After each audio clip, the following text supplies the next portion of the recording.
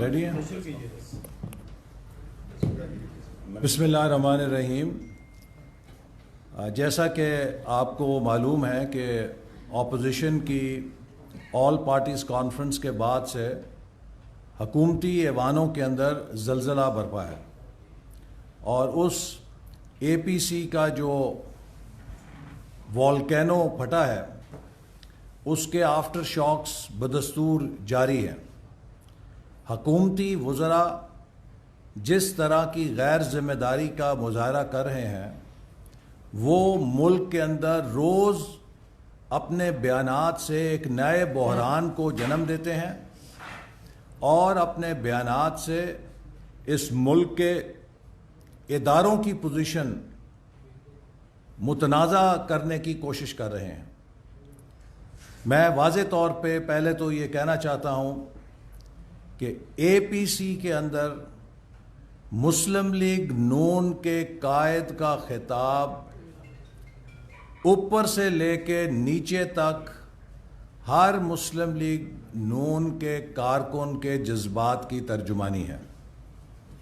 مجھے معلوم ہوا ہے کہ میڈیا کے کچھ لوگوں نے میرے کسی بیان کو آؤٹ آف کانٹیکسٹ دینے کی کوشش کی ہے کہ نواز شریف صاحب کی تقریر ان کی ذاتی رائے ہے۔ نواز شریف صاحب مسلم لیگ نون کے قائد ہیں۔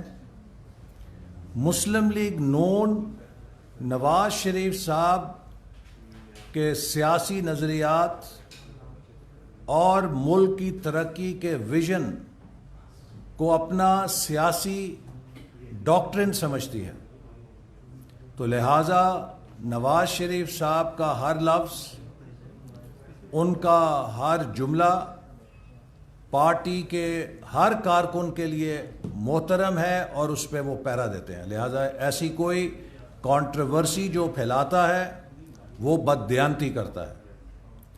دوسری بات میں یہ کہنا چاہوں گا کہ آج پاکستان جس دوراہے پر کھڑا ہے، 72 سال کے بعد ہمیں نہایت سنگین خطرات کا سامنا ہے۔ ہم نے 72 سال میں متعدد بار 10 قدم آگے چلے ہیں اور 15 قدم پیچھے گئے ہیں۔ اس کا نتیجہ یہ ہے کہ وہ ملک جو 1999 تک جنوبی ایشیا کی نمبر 1 معیشت تھا، ہماری گروتھ ریٹ سب سے آگے تھی، ہمارا روپیہ جنوبی ایشیا میں سب سے مضبوط تھا، آج جنوبی ایشیا کی ہم کمزور ترین معیشت بن گئے ہیں۔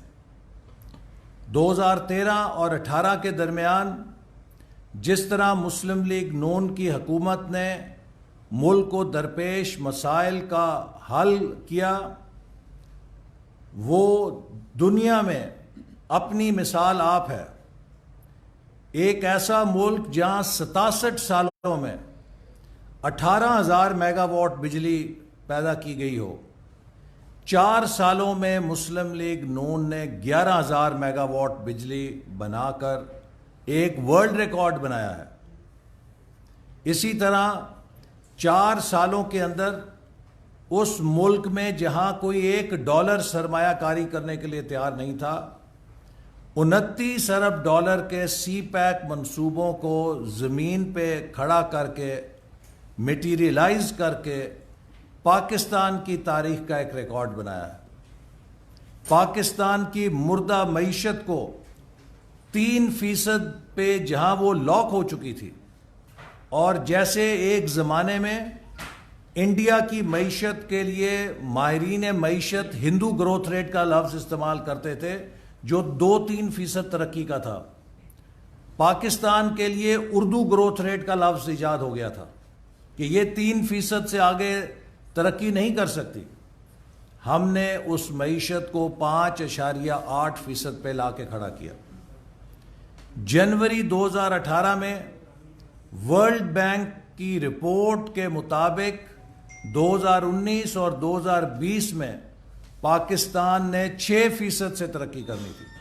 یہ مسلم لیگ نون نہیں کہہ رہی تھی، یہ ورلڈ بینک کہہ رہی تھی جنوری 2018 میں کہ اگلے 2 سال پاکستان 6% سے ترقی کرے گا۔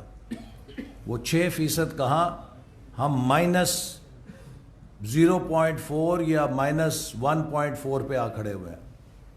تو یہ جو 2013 اور 18 کا دور ہے، اس میں جس طرح معیشت پہ کام ہوا، توانائی پہ کام ہوا، دہشت گردی کی وہ جنگ جو اس سے پہلے بھی لڑی جا رہی تھی لیکن کوئی خاطر خواہ کامیابی نہیں تھی، مسلم لیگ نون کی حکومت نے اس دہشت گردی کی جنگ کو جیتنے کے لیے وسائل فراہم کیے ہماری مسلح افواج اور سیکیورٹی اداروں کو، جس سے ہم کامیاب ہوئے۔ یہ کارکردگی اگر افریقہ کے کسی کمزور سے کمزور جمہوری ملک کے اندر بھی کسی حکومت نے دکھائی ہوتی تو اگلی دفعہ وہ 2/3 اکثریت سے کامیاب ہو جاتی، لیکن جس طرح آپ نے دیکھا کہ چیئرمین سینٹ کے خلاف تحریک عدم اعتماد کا حشر ہوا، قومی اسمبلی کے اندر اپوزیشن کی اکثریت اقلیت میں بدلی گئی حالیہ ووٹ میں، اور حکومت کی اقلیت اکثریت بنائی گئی، اسی طرح جادو منتر کے ساتھ پی ٹی آئی کو RTS سسٹم سے فتح یاب قرار دیا گیا، اور وہ جماعت کہ جس نے اس ملک کی قسمت بدلنے والے فیصلے اقدامات کیے تھے اور کارکردگی دکھائی تھی، اسے نکال دیا گیا۔ کیا کوئی یقین کر سکتا ہے کہ سندھ میں پیپلز پارٹی کی حکومت واپس آ جائے، خیبر پختونخوا میں PTI کی حکومت واپس آ جائے، اور پنجاب کے اندر جہاں مسلم لیگ نون کی حکومت نے شہباز شریف صاحب کی قیادت میں مثالی کارکردگی دکھائی ہو، وہ واپس نہ آ سکے؟ جب پنجاب میں مسلم لیگ نون نمبر 1 پارٹی بنی تو یہ حق ہمیں نہیں دیا گیا اور ہم سے چھین لیا گیا، ہارس ٹریڈنگ کے ذریعے ایک اقلیتی جماعت کو پنجاب کے اوپر مسلط کر کے آج پنجاب کی درگت بنا دی گئی ہے۔ اور یہی نہیں بلکہ اب یہ جو حکومت ہے اور جو اس کا انتقام ہے وہ اتنا اندھا ہو گیا ہے کہ وہ پاکستان کو ایک فیشسٹ ریاست اور 1 پارٹی ریاست بنانے کے ایجنڈے پہ کام کر رہا ہے۔ اس کی نشانی یہ ہے کہ لیڈر آف اپوزیشن کے خلاف اور مسلم لیگ نون کے رہنماؤں کے خلاف نیب گردی کی نئی لہر برپا کر دی گئی ہے۔ آپ نے دیکھا کہ دنیا حیران ہے، ماہرین قانون حیران ہے کہ پاکستان میں پہلے ایک لیگل جورسپروڈنس ہوتی تھی، اب ایک نیا قانون ایجاد ہو رہا ہے جسے نیب جورسپروڈنس کہتے ہیں۔ پاکستان کے قانون کی وہ تشریح اور تعبیر مقبول نہیں سمجھی جاتی جو ہمارے ماہرین قانون یا عدلیہ آئین اور قانون کی روشنی میں کرے۔ ہمارے ہاں قانون اسے سمجھا جاتا ہے کہ جو نیب کے ادارے کے ذریعے کالے قانون اس ملک میں لاگو کیے جاتے ہیں یا ان کی کالی تشریح کی جاتی ہے، اسے قانون سمجھا جاتا ہے۔ لیڈر آف اپوزیشن شہباز شریف صاحب کے خلاف ریفرنس دائر کرنے کے بعد نیب کی طرف سے انہیں گرفتار کرنے کی کوشش کھلم کھلا نیب گردی نہیں ہے بلکہ سیاسی دہشت گردی بھی ہے، جس کا مطلب اپوزیشن کو اس کا گلا گھونٹنا ہے، اپوزیشن کی آواز کو دبانا ہے، جس کا مطلب یہ ہے کہ حکومت اپنی دھاندلی کو کھلم کھلا کر سکے۔ 15 نومبر کو گلگت بلتستان کے اندر الیکشن کا اعلان ہو گیا ہے، اور اس الیکشن میں مسلم لیگ نون نے جو گلگت بلتستان میں خدمت کی ہے، جو مثالی ترقی دی ہے، مثالی امن دیا ہے، مثالی گورننس دی ہے، گلگت بلتستان میں ایک حکومت اپنے من پسند نتیجے حاصل کرنے کے لیے چاہتی ہے کہ اپوزیشن کے ہاتھ پیر باندھ کے وہ سونی گلی کر دے اور اس میں کلا عمران نیازی ناچتا پھرے۔ ایسا نہیں ہو سکتا۔ شہباز شریف صاحب کو گرفتار کرنے کا مقصد گلگت بلتستان کے الیکشن میں دھاندلی کی آغاز کرنا ہے، تاکہ مسلم لیگ نون کو اس الیکشن کے اندر آزادانہ طور پہ حصہ لینے سے روکا جا سکے. اور اگر حکومت نے یہ پری پول دھاندلی کے ہتھ کنڈے بند نہیں کیے تو ہم ان پر بھرپور احتجاج کریں گے. ہم عمران احمد نیازی کو اجازت نہیں دیں گے کہ وہ 2018 کا کھیل گلگت بلتستان کے الیکشن میں کھیل سکے. گلگت بلتستان کے عوام نواز شریف سے پیار کرتے ہیں کیونکہ نواز شریف نے گلگت بلتستان کو ان کے حقوق دیے ہیں, ان کو وہ ترقی سے روشناس کیا ہے جو 70 سال میں کسی نے نہیں دی تھی.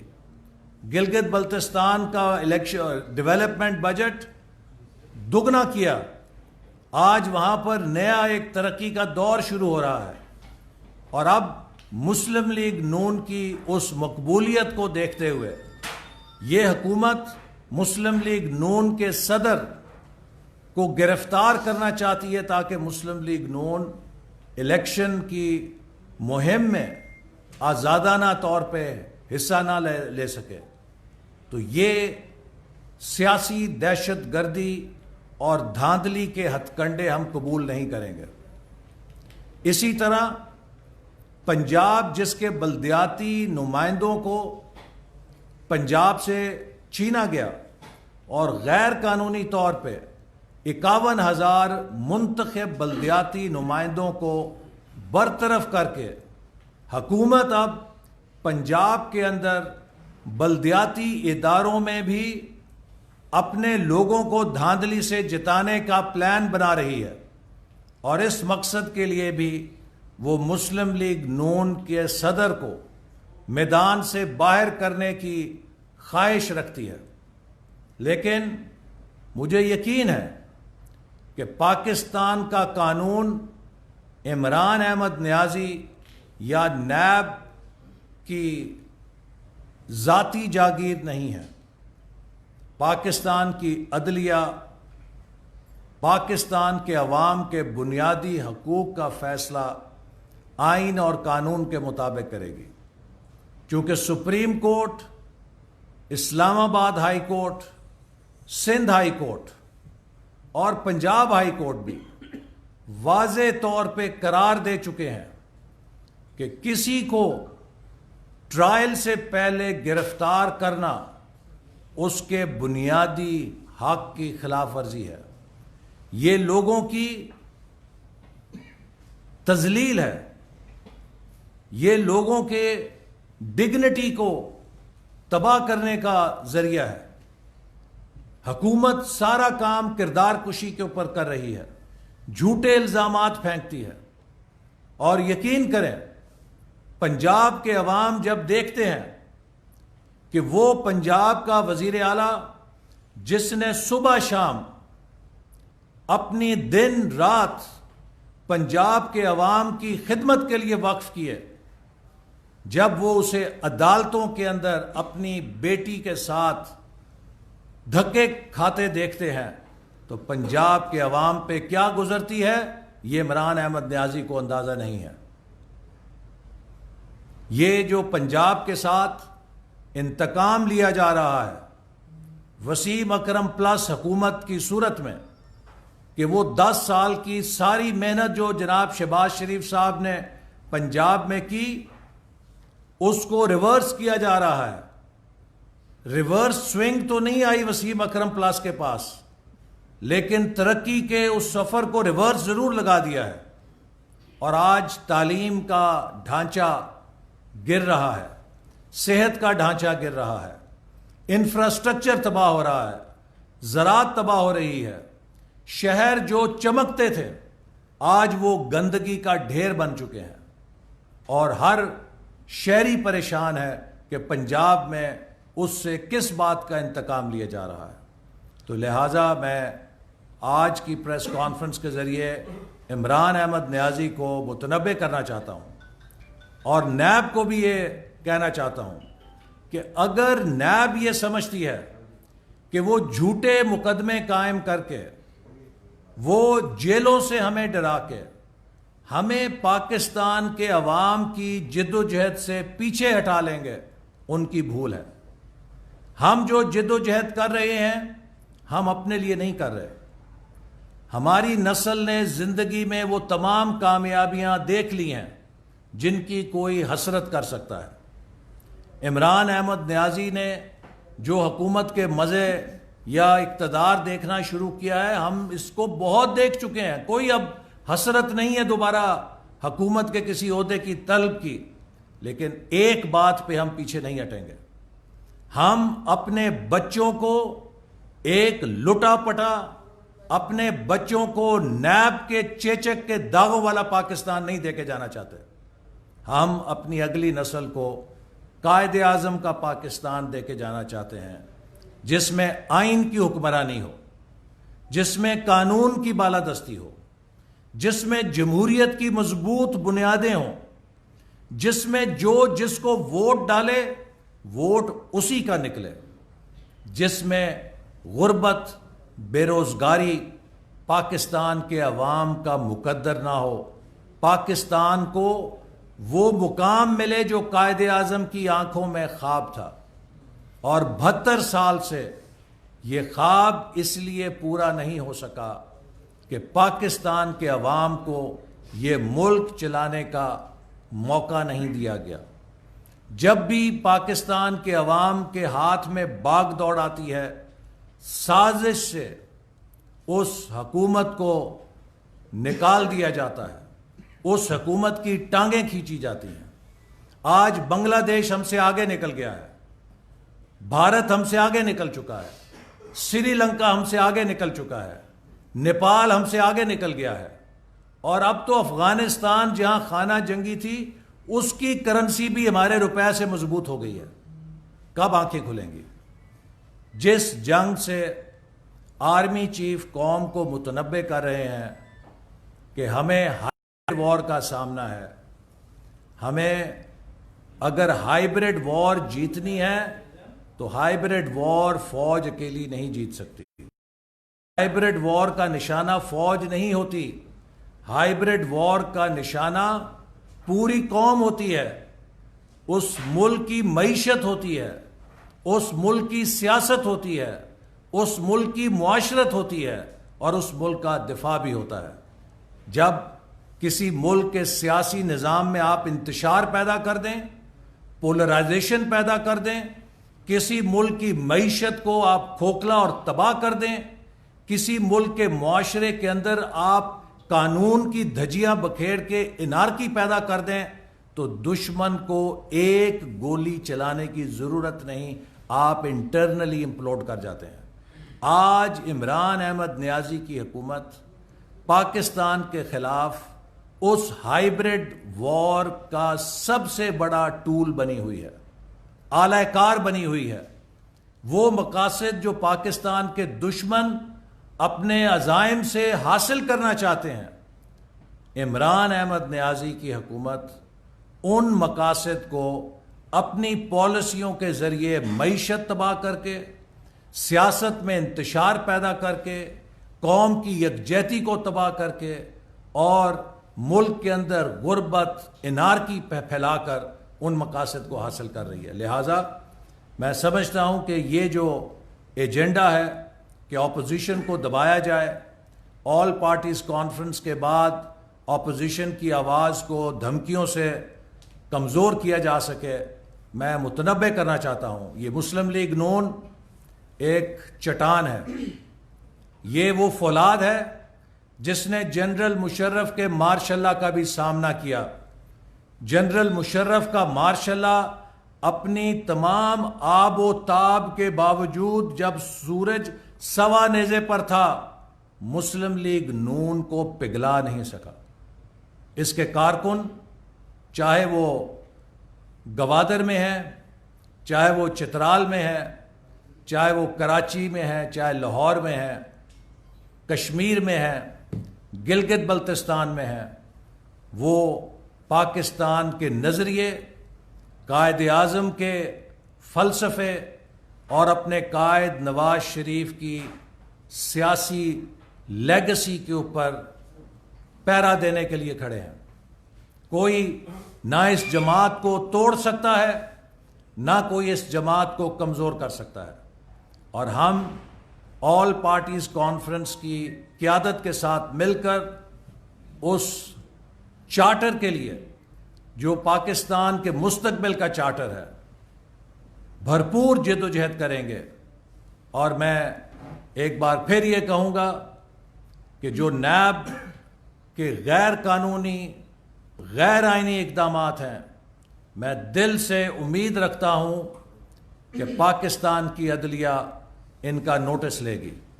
پاکستان میں جمہوریت کا گلا گھونٹنے کے لیے گلگت بلتستان اور پنجاب میں نام نہاد بلدیاتی اداروں کا ڈرامہ رچانے کے لیے لیڈر آف اپوزیشن اور مسلم لیگ نون کے سربراہ کو گرفتار کرنے کی جو سازش ہے اسے ناکام بنائے گی، چونکہ ایسے ہتھ کنڈے کہ جو آئین اور قانون سے متصادم ہوں۔ شہباز شریف صاحب کے خلاف ان کے ریمانڈ میں جو چیزیں ان سے نہیں پوچھ سکے جب وہ ان کی کسٹڈی میں تھے، پچھلے 4 مہینے میں سوالات نہیں تھے، اور پھر ریفرنس دائر ہو گیا۔ اب جب ریفرنس دائر ہو گیا تو اب آپ نے کیا کرنا ہے؟ وہ تو اب ٹرائل کورٹ نے فیصلہ کرنا ہے۔